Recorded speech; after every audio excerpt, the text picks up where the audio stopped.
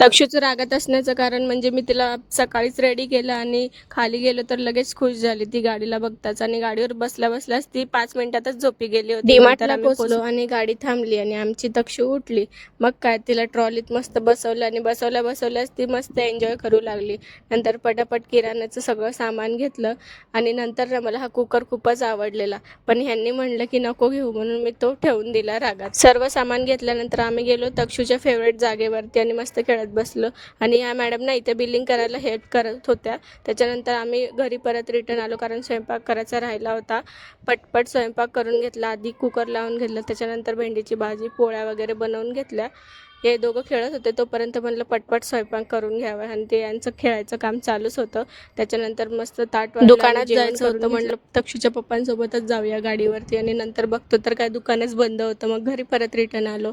आजच्यासाठी एवढंच. चला तर मग उद्या भेटूया. टाटा.